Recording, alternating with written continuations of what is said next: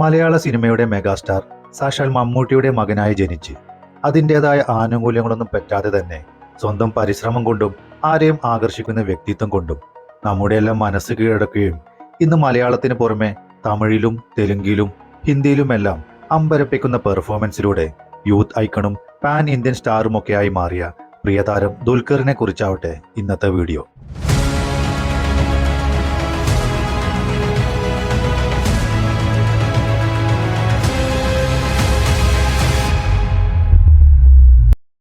ആയിരത്തി 1983 ജൂലൈ 28 മലയാളത്തിന്റെ മെഗാസ്റ്റാർ മമ്മൂട്ടിയുടെയും സുൽഫത്തിന്റെയും രണ്ടാമത്തെ കുട്ടിയായാണ് ദുൽഖറിന്റെ ജനനം. ദുൽഖറിന് സുറുമി എന്നൊരു സഹോദരിയുമുണ്ട്. കൊച്ചിൻ വൈറ്റിലയിലെ ടോക്കേജ് പബ്ലിക് സ്കൂളിൽ നിന്ന് പ്രൈമറിയും ചെന്നൈ ശിഷ്യ സ്കൂളിൽ നിന്ന് സെക്കൻഡറി വിദ്യാഭ്യാസവും കഴിഞ്ഞ് പ്ലസ് ടു യൂണിവേഴ്സിറ്റിയിൽ നിന്ന് ബിസിനസ് മാനേജ്മെന്റിൽ ബിരുദവും നേടി. തുടർന്ന് ദുബായിൽ IT റിലേറ്റഡ് ബിസിനസ്സുമായി മുന്നോട്ട് പോയിക്കൊണ്ടിരിക്കെ അതിനോടെല്ലാം ഒരു മടുപ്പ് തോന്നുകയും പിന്നീട് ഫിലിം ഫീൽഡിലേക്ക് കാലെടുത്ത് വെക്കുകയുമായിരുന്നു. അങ്ങനെയാണ് 2012 സംവിധായകനടക്കമുള്ള ഒട്ടേറെ പുതുമുഖങ്ങളുമായി എത്തിയ സെക്കൻഡ് ഷോ എന്ന സിനിമയിലൂടെ അരങ്ങേറ്റം കുറിക്കുന്നത്. ആദ്യ ചിത്രം മുതൽക്ക് തന്നെ മമ്മൂട്ടിയുടെ മകൻ എന്ന ലേബലൊന്നുമില്ലാതെ സ്വന്തം പ്രയത്നത്തിലൂടെ മാത്രം സിനിമയിൽ ഒരു സ്ഥാനം നേടിയെടുക്കുക എന്നതായിരുന്നു ദുൽഖറിന്റെ ലക്ഷ്യം. ആദ്യ ചിത്രം ഹിറ്റായതോടെ ദുൽഖറും പുതുമുഖ നടനുള്ള ഫിലിം ഫെയർ അവാർഡ് കൂടി നേടിക്കൊണ്ട് തന്റെ വരവറിയിച്ചു. പിന്നീടാണ് അൻവർ റഷീദ് ചിത്രം ഉസ്താദ് ഹോട്ടലിലേക്ക് എത്തുന്നത്. മികച്ച ജനപ്രിയ ചിത്രത്തിനുള്ള നാഷണൽ അവാർഡ് നേടിയ ഈ ചിത്രം വൻ സാമ്പത്തിക വിജയം നേടുക മാത്രമല്ല, ദുൽഖർ മമ്മൂട്ടിയുടെ മകൻ എന്ന ലേബലിൽ നിന്നും മാറി ഇൻഡസ്ട്രിയിൽ സ്വന്തമായി ഒരു സിംഹാസനം ഉറപ്പിക്കുകയും ചെയ്തു.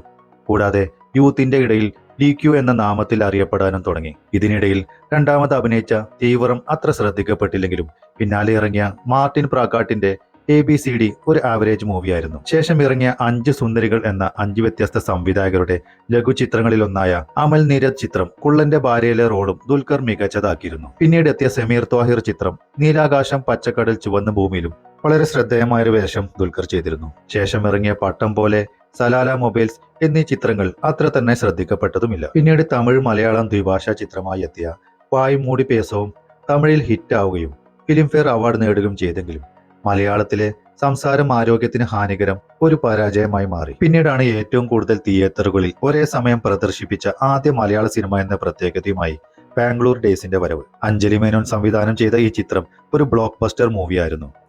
ആ വർഷത്തെ ഏറ്റവും കളക്ഷൻ നേടിയ ചിത്രവുമായി ബാംഗ്ലൂർ ഡേയ്സ്. അതേ വർഷം റിലീസ് ചെയ്ത ലാൽ ജോസ് ചിത്രം വിക്രമാദിത്യനും ഒരു സൂപ്പർ ഹിറ്റ് മൂവിയായിരുന്നു. പിന്നീട് എത്തിയ രഞ്ജിത്ത് ചിത്രം ഞാനിലും നല്ലൊരു വേഷം തന്നെ ചെയ്ത് ശ്രദ്ധിക്കപ്പെടുകയുണ്ടായി. ശേഷം ഇറങ്ങിയ 100 Days of Love എന്ന ചിത്രവും നല്ലൊരു ലവ് സ്റ്റോറി ആയിരുന്നു. പിന്നീടാണ് സാക്ഷാൽ മണിരത്നത്തിന്റെ OK കൺമണി എന്ന സിനിമയിലേക്കുള്ള അവസരം ലഭിക്കുന്നത്. അതൊരു സൂപ്പർ ഹിറ്റ് ആവുകയും ഒരുപാട് അവാർഡുകൾ വാരിക്കൂട്ടുകയും ചെയ്തിരുന്നു. ഇതേ തുടർന്ന് തമിഴിലും ഒട്ടേറെ ആരാധകരെ സമ്പാദിക്കാൻ ദുൽഖറിന് കഴിഞ്ഞു. പിന്നീടാണ് ദുൽഖറിന്റെ ഐക്കോണിക് മൂവിയായ ചാർലി എത്തുന്നത്. മാർട്ടിൻ പ്രാക്കാട്ട് സംവിധാനം ചെയ്ത ചാർലി ഒരു തരംഗം തന്നെ സൃഷ്ടിച്ചിരുന്നു. യൂത്തിന്റെ ഇടയിൽ മാത്രമല്ല, എല്ലാ തരം പ്രേക്ഷകരിലും മലയാളത്തിന് പുറമെ മറ്റിതര ഭാഷകളിലുമെല്ലാം തന്നെ ചാർലി എന്ന സിനിമയും അതിലെ ചാർലിയും വളരെയധികം സ്വീകാര്യത നേടിയിരുന്നു. നിരവധി അവാർഡുകൾ നേടിയ ഈ ചിത്രത്തിലെ അഭിനയത്തിന് തന്റെ ആദ്യ മികച്ച നടനുള്ള സംസ്ഥാന അവാർഡും ദുൽഖർ കരസ്ഥമാക്കിയിരുന്നു. പിന്നീട് ഇറങ്ങിയ സമീർ താഹിർ സംവിധാനം ചെയ്ത കലി എന്ന ചിത്രവും വൻ വിജയമായിരുന്നു. കൂടാതെ ആ സമയത്തെ ഏറ്റവും കളക്ഷൻ നേടിയ മലയാള ചിത്രമെന്ന ഖ്യാതിയും ആ ചിത്രത്തിന് ലഭിച്ചിരുന്നു.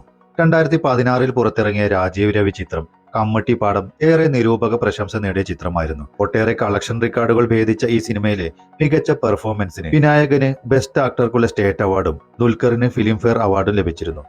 2017 ഇറങ്ങിയ സത്യനന്ദിക്കാട് ചിത്രം ജോമോന്റെ സുവിശേഷങ്ങളും മികച്ച സാമ്പത്തിക വിജയം നേടിയ ചിത്രമായിരുന്നു. ആ വർഷത്തിലിറങ്ങിയ മറ്റൊരു സൂപ്പർ ഹിറ്റ് മൂവിയായിരുന്നു comrade in America. Amal Neerad സംവിധാനം ചെയ്ത ഈ ചിത്രം ഒരു വൻ ഹിറ്റ് തന്നെയായിരുന്നു. പക്ഷെ അതിനുശേഷം വന്ന വിജോയ് നമ്പ്യാർ ദ്വിഭാഷാ ചിത്രം സോളോ ഒരു പരാജയമായി മാറി. 2018 മഹാനടി എന്ന ചിത്രത്തിലൂടെ ദുൽഖർ തെലുങ്കിലും അരങ്ങേറ്റം കുറിക്കുകയുണ്ടായി. ആ ചിത്രത്തിലെ ജെമിനി ഗണേശന്റെ വേഷം മികച്ചതാക്കുക വഴി ദുൽഖർ ഒട്ടേറെ നിരൂപക പ്രശംസ നേടുകയും ചെയ്തിരുന്നു. തുടർന്ന് അതേ വർഷം അവസാനത്തിൽ കാർവാൻ എന്ന ചിത്രത്തിലൂടെ ബോളിവുഡിലും അരങ്ങേറ്റം കുറിച്ചിരുന്നു ദുൽഖർ സൽമാൻ. ആ ചിത്രം വലിയ വിജയമായില്ലെങ്കിൽ പോലും ദുൽഖറിന്റെ അഭിനയം ഏറെ പ്രശംസകൾ നേടിയിരുന്നു. തുടർന്നെത്തിയ ദി സോയ ഫാക്ടർ എന്ന രണ്ടാമത്തെ ഹിന്ദി ചിത്രവും അത്ര ശ്രദ്ധിക്കപ്പെടാതെ പോയി. 2019 ഇറങ്ങിയ BC നൗഫൽ ചിത്രം ഒരു യമണ്ടൻ പ്രേമകഥ വൻ പരാജയമായിരുന്നു. പിന്നീട് 2020 പുറത്തിറങ്ങിയ കണ്ണും കണ്ണും കൊള്ളയടിത്താൻ എന്ന തമിഴ് ചിത്രവും ശ്രദ്ധേയമായിരുന്നു. 2020 പുറത്തിറങ്ങിയ ദുൽഖറിന്റെ തന്നെ നിർമ്മാണ കമ്പനിയിൽ നിർമ്മിച്ച സുരേഷ് ഗോപി, ശോഭന, കല്യാണി എന്നിവർ അണിനിരന്ന വരനെ ആവശ്യമുണ്ട് എന്ന ചിത്രവും ശ്രദ്ധേയമായിരുന്നു. ദുൽഖറിന്റെ നിർമ്മാണത്തിൽ തന്നെ പുറത്തിറങ്ങിയ മറ്റൊരു സൂപ്പർ ഹിറ്റ് മൂവിയായിരുന്നു കുറുപ്പ്. സുകുമാരക്കുറുപ്പിന്റെ കഥ പറഞ്ഞ ആ സിനിമയും വളരെ ശ്രദ്ധേയമായ ഒരു ചിത്രമായിരുന്നു. പിന്നീട് എത്തിയ റോഷൻ ആൻഡ്രൂ ചിത്രം സല്യൂട്ട്, സീതാറാം എന്നീ തെലുങ്ക് ചിത്രം എല്ലാം തന്നെ വളരെ മികച്ചതായിരുന്നു. ശേഷം ഏറെ ഹൈപ്പോടെ ഇറങ്ങിയ കിങ് ഓഫ് കൊത്ത എന്ന മൂവി പ്രതീക്ഷിച്ച വിജയം കൈവരിക്കാതെയും പോയിരുന്നു. പക്ഷെ അതിനുശേഷം ഇറങ്ങിയ ലക്കി ഭാസ്കർ എന്ന തെലുങ്ക് ചിത്രം 100 കോടിയിലേറെ കളക്ഷൻ നേടിയ ഒരു ബ്ലോക്ക് ബസ്റ്റർ മൂവിയുമായിരുന്നു. കൂടാതെ ഇപ്പോൾ തിയേറ്ററുകളിൽ വൻ വിജയത്തോടെ പ്രദർശിപ്പിച്ചുകൊണ്ടിരിക്കുന്ന ലോക എന്ന മൂവിയിൽ ഒരു ക്യാമിയോ റോളും ചെയ്തിട്ടുണ്ട് അദ്ദേഹം. ആ ചിത്രത്തിന്റെ നിർമ്മാതാവ് കൂടിയാണ് ദുൽഖർ.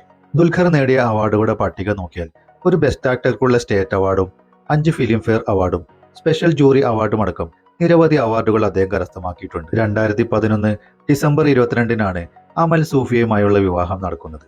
ഇവർക്ക് ഒരു പെൺകുഞ്ഞുമുണ്ട്. മലയാളത്തിന്റെ മെഗാസ്റ്റാർ മമ്മൂട്ടിയുടെ മകനായി ജനിച്ച് പിതാവിന്റെ നിഴൽ പറ്റാതെ തന്നെ സ്വന്തം അധ്വാനം കൊണ്ടും വ്യക്തിത്വം കൊണ്ടും സൗമ്യമായ പെരുമാറ്റം കൊണ്ടും ആരാധകരുടെ മനസ്സ് കവർന്ന് അവർ സ്നേഹത്തോടെ കുഞ്ഞിക്ക എന്നും TQ എന്നുമൊക്കെ വിളിക്കുന്ന മലയാളത്തിന്റെ സ്വന്തം യങ് സ്റ്റൈലിഷ് സൂപ്പർ സ്റ്റാർ ആയ ദുൽഖർ സൽമാന് എല്ലാവിധ ഭാവുകങ്ങളും നേർന്നുകൊണ്ട് ഈ വീഡിയോ ഇവിടെ അവസാനിപ്പിക്കട്ടെ. മറ്റൊരു താരത്തിന്റെ ജീവിത കഥയുമായി വീണ്ടും കാണാം. നന്ദി, നമസ്കാരം.